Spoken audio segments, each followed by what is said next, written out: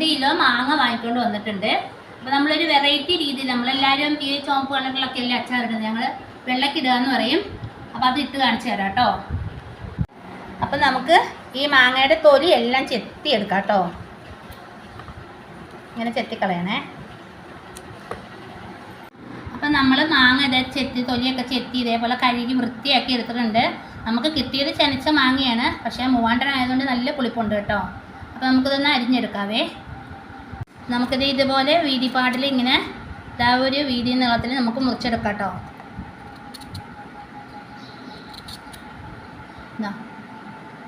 അപ്പം നമ്മുടെ മാങ്ങ ഇതുപോലത്തെ നീളത്തിൽ ഇങ്ങനെ അരിഞ്ഞെടുത്തിട്ടുണ്ട് കേട്ടോ.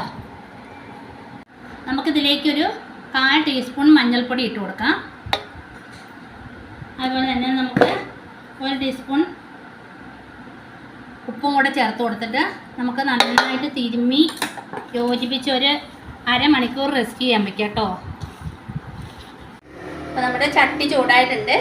അതിലേക്ക് നമുക്കൊരു 4 സ്പൂൺ എണ്ണ ഒഴിച്ചു കൊടുക്കാം കേട്ടോ. അച്ചാറല്ലേ, അപ്പോൾ ഇച്ചിരി എണ്ണ വേണം. ഞാൻ ഉപയോഗിക്കുന്നത് വെളിച്ചെണ്ണയാണ്. അപ്പോൾ അതുകൊണ്ട് ഇത് നമ്മൾ ഉണ്ടാക്കി കഴിഞ്ഞാൽ, നമ്മുടെ ഈ മാങ്ങ വെള്ളക്കിട്ടൊക്കെ ഉണ്ടാക്കി കഴിഞ്ഞാൽ നമ്മൾ ഫ്രിഡ്ജിൽ വെച്ചാലാണ് കൊള്ളത്തുള്ളൂ. കാരണം പുറത്ത് വെച്ചാൽ കേടായിപ്പോകും.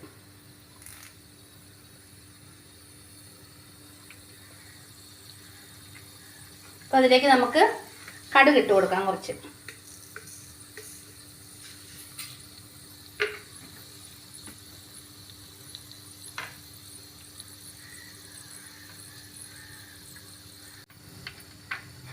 അപ്പോൾ നമ്മുടെ കടുകൊക്കെ പൊട്ടി തുടങ്ങിയിട്ടുണ്ട്. അതിലേക്ക് നമുക്കൊരു കുറച്ച് ഉലുവയും കൂടി ചേർത്ത് കൊടുക്കാവേ. കുറച്ച് മതി കേട്ടോ.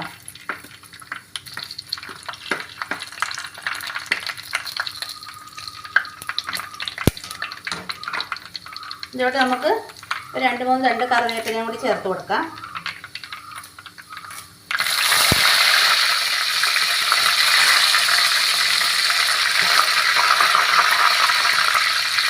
ഇതിലോട്ട് നമ്മൾ നീളത്തിൽ അരിഞ്ഞ് വെച്ചിരിക്കുന്ന ഒരു വലിയ കഷ്ണം ഇഞ്ചിയാണേ, അതുകൂടെ ചേർത്ത് കൊടുക്കാം. അതുപോലെ തന്നെ ഒരു 3 കുടം വെളുത്തുള്ളി ഉണ്ട് കേട്ടോ, അതും അരിഞ്ഞ് വെച്ചിട്ടുണ്ട്. നമ്മളൊരു 12 പച്ചമുളക് എടുത്തിട്ടുണ്ട്. ഉണ്ടമുളകാണ്, എരിവൊക്കെ ഉണ്ട് കേട്ടോ. നമുക്ക് നന്നായിട്ടൊന്ന് വഴറ്റാം. അപ്പോൾ എല്ലാം നന്നായിട്ട് വഴണ്ടി വന്നിട്ടുണ്ട്. അപ്പോൾ അതിലേക്ക് നമ്മൾ അരമണിക്കൂർ റെസ്റ്റ് ചെയ്യാൻ വെച്ചിരുന്ന മാങ്ങ അരിഞ്ഞതും കൂടി ചേർത്ത് കൊടുക്കാവേ. അപ്പോൾ നമ്മൾ ഈ മാങ്ങയ്ക്കകത്ത് ഉപ്പും മഞ്ഞൾപ്പൊടിയൊക്കെ ചേർത്ത് വെച്ചിരുന്നതാണേ.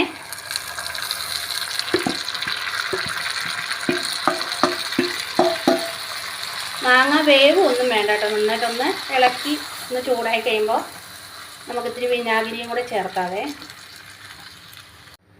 അപ്പോൾ ഇതിലേക്ക് നമുക്ക് 2 അടപ്പ് വിനാഗിരിയും കൂടെ ചേർത്ത് കൊടുക്കാം കേട്ടോ. എന്നിട്ട് ചെറുതായിട്ടൊന്ന് തിള വന്നു കഴിയുമ്പോൾ നമുക്ക് ഇതൊന്ന് വാങ്ങി വയ്ക്കാം. നമുക്ക് ഒരു 2-3 ഏലക്ക ചതച്ചും കൂടി ഇട്ട് കൊടുക്കാവേ.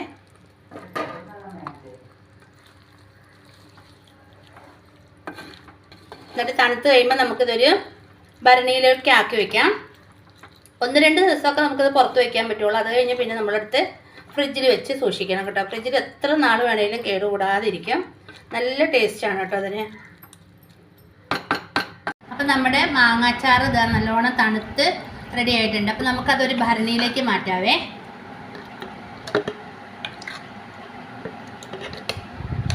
ഇത് നമ്മുടെ കഞ്ഞിയുടെ കൂടെയും ചോറിൻ്റെയൊക്കെ കൂടെ കഴിക്കാനായിട്ട് ഭയങ്കര ടേസ്റ്റാട്ടോ. നമുക്ക് കഞ്ഞിയുടെ ഒക്കെ കൂടെ ഈ മാങ്ങ വെള്ളക്കിട്ടത് മാത്രം മതി കഴിക്കാനായിട്ട്, കഞ്ഞി കുടിക്കാനായിട്ട് നല്ല ടേസ്റ്റാണ്. അപ്പോൾ എല്ലാവരും ഒന്ന് വീട്ടിൽ ഒന്ന് ട്രൈ ചെയ്ത് നോക്കണം കേട്ടോ. അപ്പം ഇഷ്ടപ്പെടുകയാണെങ്കിൽ തീർച്ചയായിട്ടും ഒരു ലൈക്ക്, ഷെയർ, സബ്സ്ക്രൈബ് ചെയ്യാൻ മറക്കല്ലേ. അപ്പോൾ ഓക്കെ, താങ്ക് യു. അപ്പോൾ നമ്മുടെ അച്ചാറ് നമ്മളിതേ ഭരണിയിലാക്കിയിട്ടുണ്ട്. അപ്പോൾ ഇത് നമുക്കൊരു 2 ദിവസമൊക്കെ പുറത്ത് വയ്ക്കാൻ പറ്റും. കാരണം നമ്മൾ വെളിച്ചെണ്ണയാണ് യൂസ് ചെയ്തിരിക്കുന്നത്. അപ്പോൾ അത് കഴിഞ്ഞ് നമുക്ക് ബാക്കി ബാലൻസ് വന്ന് നമ്മളത് ഫ്രിഡ്ജിൽ വെച്ച് ഉപയോഗിക്കണം. നമുക്ക് ഫ്രിഡ്ജിൽ എത്ര നാൾ വേണേലും ഇത് കേടുകൂടാതെ ഇരിക്കും കേട്ടോ.